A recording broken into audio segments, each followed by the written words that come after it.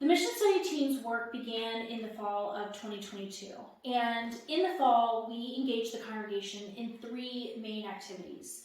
The first was that we really looked to the congregation to answer 2 important questions. What brought you to McGregor and what keeps you at McGregor?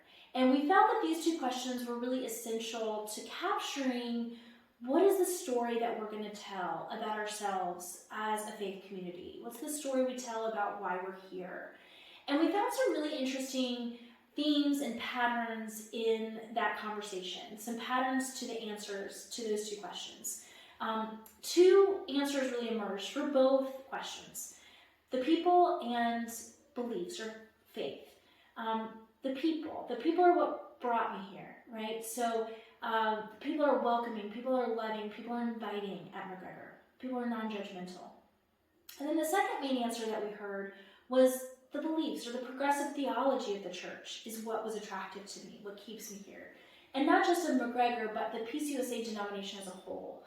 That we talk about certain issues, social issues in the church, and people felt attracted to that. There are visuals of those findings from those early conversations in the bulletin board in Glen Hall that you can look at further if you'd like to. The second main activity that we engaged the congregation in was to encourage folks to share with us in writing their hopes and their fears for McGregor, for the future of McGregor. And we're going to be sharing in much more detail those findings in the next coming weeks.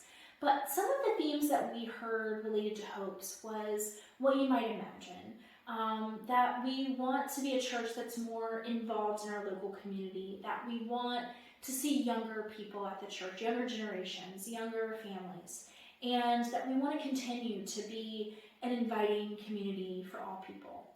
And the fears really revolved around church decline, membership decline, and the church not surviving at all in the future.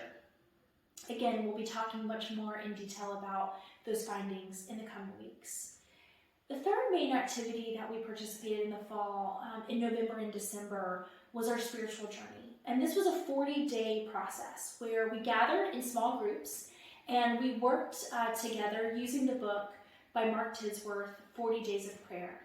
And this was really intended to be a time of prayer and quiet reflection, and for us to really listen, to step back, to listen not to our own personal or individual desires and needs, but to really listen to where we felt God was calling us in the future.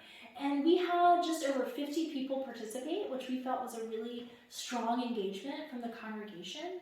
And we got a lot of positive feedback about the experience itself, that people really enjoyed that small group experience with people, that they could share and be open together. And we found some really powerful, interesting themes from that journey that emerged from those conversations. And we're going to be sharing much more of that very soon. But a lot of those themes revolved around who we are, what's our identity, and do we have the courage to be the church that we feel called to be, because we know that there may be some change and some risks involved in that. So we're excited as a mission study team to share more of that with you very soon.